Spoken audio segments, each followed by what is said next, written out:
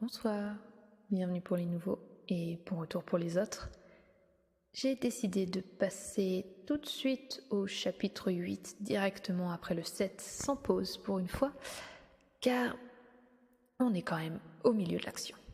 Allez, c'est parti, chapitre 8 de A comme association, toujours écrit par Eric Lhomme. Il est là, on le tient. Un bruit de course, des pas qui résonnent dans le bâtiment désert, puis un silence incrédule. Les poursuivants se sont arrêtés à 1 mètre du pentacle. Comment James Bond aurait-il réagi à ma place? Il les aurait nargués avec classe, venait en faisant mouche, et se serait échappé à l'occasion d'une action spectaculaire. Je peux toujours tenter ma chance avec un sourire forcé et quelques moqueries bien lourdes, mais il me manque l'échappatoire, alors je renonce à faire mon intéressant. Je me réfugie dans une attitude faussement nonchalante. « Merde, alors !» lâche l'un d'eux. Le gamin a tracé un cercle. « Qu'est-ce que ça signifie ?» demande Vic. Le chef de la bande tient un pistolet dans la main. Je ne peux m'empêcher de sursauter. J'ai eu droit à un cours sur les armes à feu et j'ai tiré un nombre incalculable de fois sur une cible. Je l'ai même touché à 3 reprises, ce qui est pas mal et n'aurait pas dû me valoir, en tout cas, les sarcasmes tombent. Mais aujourd'hui, je suis la cible et c'est beaucoup moins drôle. En plus, je suis sûre que Vic tire mieux que moi. Ça veut dire que c'est un sorcier, lui aussi, répond celui qui a décidé de parler pour les autres. Il tend le bras et teste la solidité de la barrière invisible que j'ai érigée. Enfin, quand je dis invisible, ce n'est pas tout à fait exact. J'ai l'impression de me trouver au centre d'un cylindre d'air légèrement trouble où les sons me parviennent étouffés, où les ondes sont brouillées aussi, ce qui, avantage sans intérêt à présent, me met à l'abri d'un coup de téléphone indésirable et, désavantage par contre flagrant, m'empêche d'appeler la cavalerie de l'association à la rescousse. « Pas la barbe du nécromant !» lance le sorcier en retirant précipitamment sa main. « Il connaît son affaire, le merdeux !» Le regard que me portent les 4 sbires de Vic change radicalement. J'y lis à présent de l'admiration. Et curieusement, je ne parviens pas à me réjouir. Vic soupire. « Vous pouvez m'expliquer ?» Tant qu'il reste dans ce pentacle, il est intouchable. Vic lève son arme et me tire dessus. 3 coups, sans cille, sans qu'une parcelle d'émotion anime son visage. Je me recroqueville instinctivement, mais c'est inutile. Les balles rebondissent contre mes enchantements.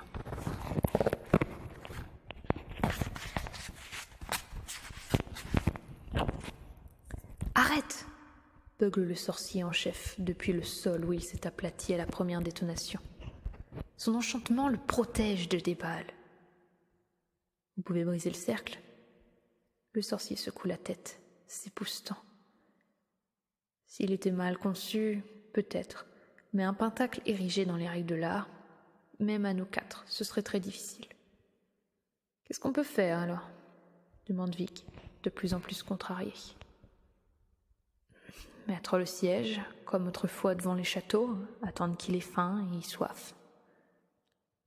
J'estime le moment bien choisi pour sortir de la sacoche ma bouteille d'eau et une pomme, pour boire une gorgée et croquer un morceau. Je dévisage mes assaillants avec un air goguenard, chacun son tour. « Installez-vous confortablement ?» je leur dis. « Personnellement, c'est ce que je vais faire, en attendant mes amis qui s'inquiéteront de ne pas me voir au rapport demain matin. » Et paf, Bond n'aurait pas trouvé mieux. « Ce petit con se fout de nous !» gronde Vic. « Vous êtes des sorciers, il existe sûrement une solution pour s'en débarrasser. Définitivement. » Les 4 sorciers se regardent, hésitants. « Il y aurait bien une possibilité, » finit par dire leur porte-parole. « Elle est risquée. Je m'en fous, mais faites vite qu'on puisse partir, on a du boulot. » On manque de matériel. tente encore un des sorciers, passer du côté obscur. L'expression glaciale de Vic lui arrache un soupir. Je comprends qu'il va obéir. Aïe. Je surprends une lueur inquiète dans le regard de mes homologues. Qu'est-ce qu'il prépare ? Déjà, quand un praticien des arts occultes, j'adore cette expression qui est à sorcier ce que technicien de surface est à balayeur, arbore une expression confiante, on peut s'attendre au pire. Alors quand il pète de trouille dès le départ, ce n'est pas franchement bon signe. Les 4 sorciers s'éloignent. Je m'approche, autant que possible de la barrière formée par mon pentacle pour mieux voir. Qu'est-ce qu'il fabrique ? Il trace un cercle avec un bout de craie. De la craie, même pas du charbon. Pourquoi pas un stylo à billes ? Cette interprétation est carrément flippante. Il continue par un double pentacle. Quoi qu'ils comptent faire, ils ont décidé de mettre le paquet. L'un d'entre eux trace des signes sur le sol. Des runes, certainement. Enfin, ils ont l'air tellement mauvais que je n'ose plus avancer de pronostic. Les autres bricolent, une torche avec un bout de planche et un t-shirt crasseux ramassé dans un coin. Je n'aime pas ça du tout. Ces gars sont de parfaits branquignoles, effrayants d'amateurisme. Et maintenant, ils s'installent devant le cercle aux 4 points cardinaux.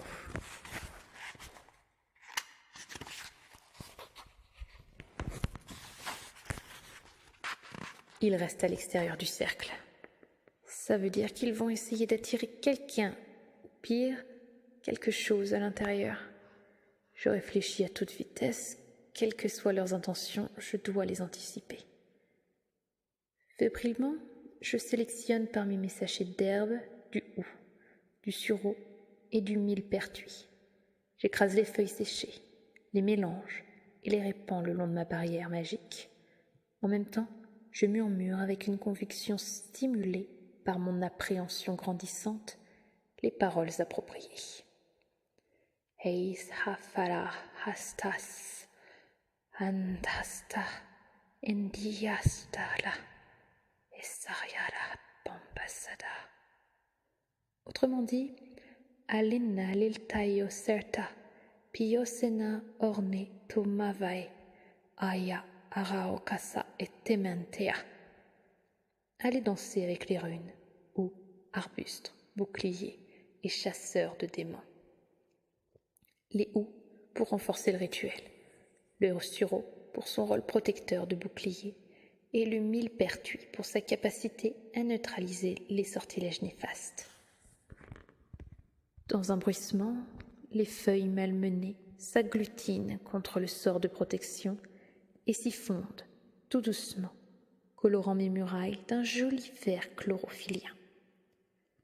Depuis hier, je suis passée directement et sans transition de la magie de laboratoire à la magie de terrain. Je découvre donc beaucoup de choses pour la première fois. Mon livre des ombres va doubler de volume quand j'aurai le temps de m'y consacrer. Si j'en ai un jour l'occasion. Je reporte mon attention sur les rituels des 4 rigolos qui n'ont franchement plus rien de drôle. Les quelques mots que j'intercepte confirment ce que je crains depuis le début. Ils élaborent un sort d'appel. Faire venir quelque chose ou quelqu'un relève pour moi de la magie ténébreuse. Pour autant, il n'existe pas de magie blanche ou de magie noire. La magie, c'est la magie, tout comme la science, c'est la science. Un principe neutre, dont on ne se sert pour le meilleur et pour le pire. Mais certains actes ne devraient jamais être accomplis. En science, comme en magie, la curiosité ou la fuite en avant ne peuvent pas tout justifier. C'est ce que je pense, à commencer par les sorts d'appel. En d'autres circonstances, j'aurais été terriblement excitée de découvrir ce qui va bientôt apparaître dans l'autre cercle. Mais là, non. Parce que cette chose, homme ou créature, est invoquée pour me tuer. Ma seule chance, c'est qu'il soit trop nul pour y arriver. Malheureusement, une forme prend corps au centre du pentacle. Je fronce les sourcils et le nez, car une insidieuse odeur de soufre se répand à travers l'usine. Non, je murmure, atterré. Ces idiots n'ont quand même pas fait ça. Je sens la peur, la vraie peur m'envahir. S'ils ont entrouvert la barrière qui sépare notre dimension du monde démoniaque, s'ils ont invoqué un démon,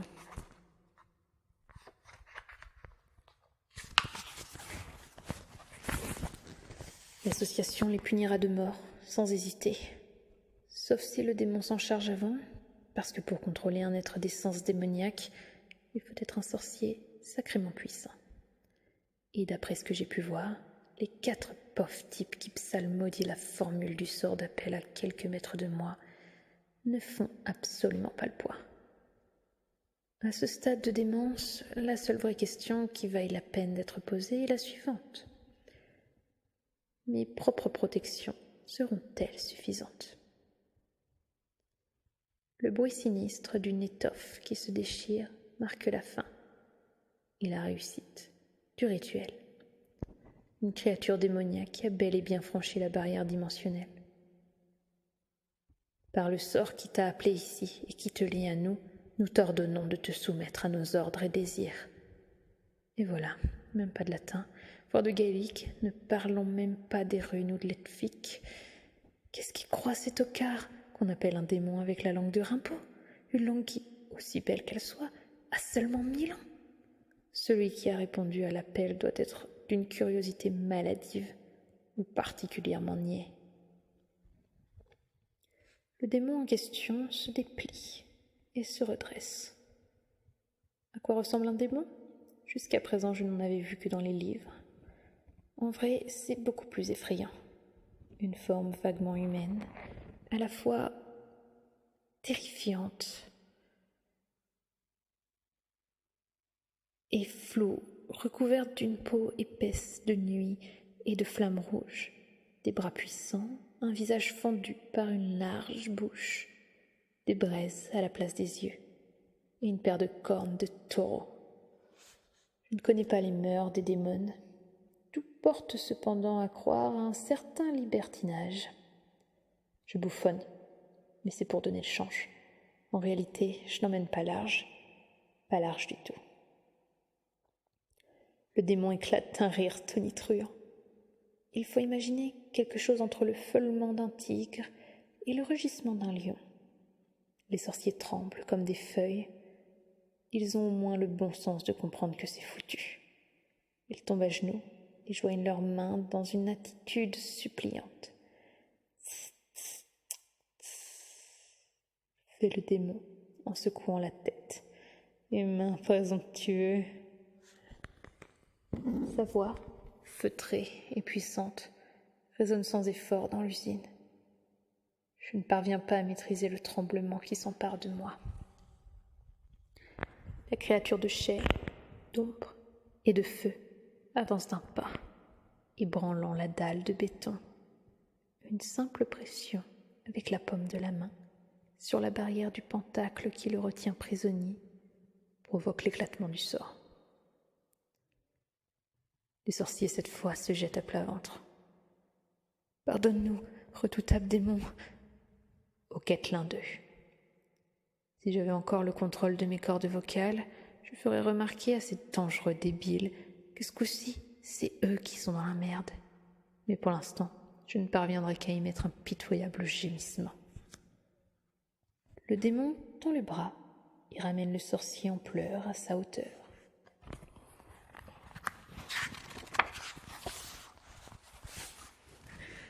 Vous pardonnez ? Tonne encore la créature. Évidemment, vous avez eu la gentillesse de m'appeler. Et ça faisait une éternité que je n'avais pas eu l'occasion de m'amuser dans votre monde. Jusque-là, Vic était resté sous le choc de l'apparition démoniaque, recouvrant ses esprits et luttant contre un légitime sentiment de terreur. Il brandit son arme. « Lâche cet homme », ordonne-t-il, en visant le démon. Je dois avouer que Vic m'épate. D'accord, il est pâle comme la mort, qu'il ne va pas tarder à être, mais il a suffisamment de courage pour défier un démon. Pour ça, et seulement pour ça, je lui tire mon chapeau et lui accorde mon respect. La réaction du démon est conforme à mes attentes. Il brise machinalement le cou du sorcier qu'il tient dans la main et avance en direction de Vic, qui décharge son arme sur lui, sans aucun résultat, sinon provoquer un autre rire terrifiant. Ces humains, ils ne comprennent jamais rien. J'ai à peine le temps de voir le démon fondre sur Vic. Je le sais pour l'avoir lu. Les démons qui accèdent à notre monde grâce aux invocations, ils ne peuvent franchir la barrière tout seuls, laissent derrière eux une grande partie de leur pouvoir. Plus le démon est puissant, et plus il s'affaiblit en tentant le passage. Voir ce démon renverser un pentacle comme s'il s'agissait d'une clôture pour hamster et broyer deux hommes d'une chiquenaude me donne un aperçu fulgurant et vertigineux de ce dont ils doivent être capables dans leur dimension. Les 3 sorciers survivants s'enfuient en hurlant. Un bref, mais alors très bref, instant, j'ai le fol espoir que le démon se lance à leur poursuite. Mais non, il se tourne vers moi, les mains dégoulinant encore du sang de Vic et de l'invocateur. Un rictus plein de promesses, déformant son noir minois.